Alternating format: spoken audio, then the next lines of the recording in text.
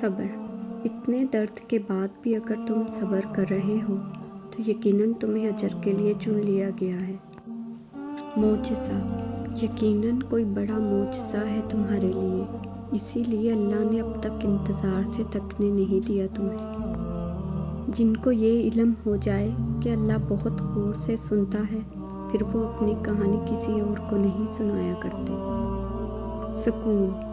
دل کو تب سکون آتا ہے جب بندہ اللہ کے آگے جھک جاتا ہے۔ آزمائش۔ ہر ایک کی آزمائش الگ الگ ہوتی ہے۔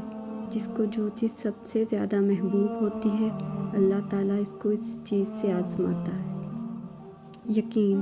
دونوں صورتیں یقین کی ہیں۔ کوئی اللہ پاک کے لیے سب کچھ چھوڑ دیتا ہے اور کوئی اللہ پاک پر ہی سب چھوڑ دیتا ہے۔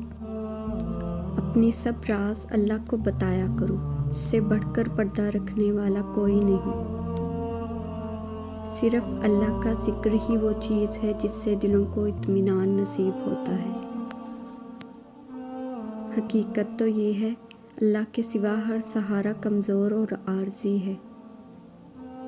اگر اللہ تمہیں انتظار کروا رہا ہے تو تیار رہو، وہ اس سے بڑھ کر تمہیں دے گا جو تم اس سے مانگ رہے ہو۔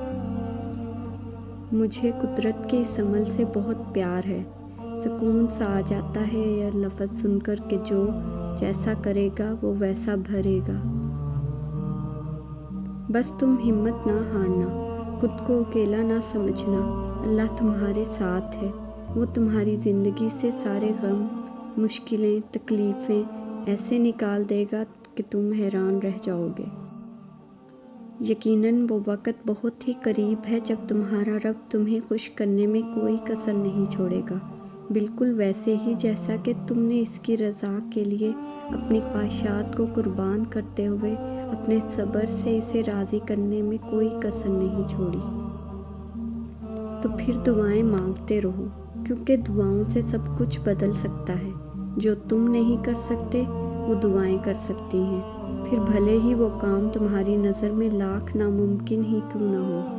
دعائیں کن کی طرح ہوتی ہیں جو اختتام میں بوجھ سے بن کر تم تک واپس آتی ہیں۔ اللہ کی محبت اتنی خاص ہے کہ اگر انسان جائے نماز پر صرف سر جھکا کر بیٹھا رہے، کچھ نہ بھی بولے، تب بھی وہ رب کچھ لمحوں بعد ایسا سکون بندے کے دل میں اتار دیتا ہے کہ لگتا ہے جیسے اس رب نے پریشان دل کو یہ سمجھا دیا کہ میرے بندے نا امید مت ہو، میں ہوں نا، سب ٹھیک کر دوں گا۔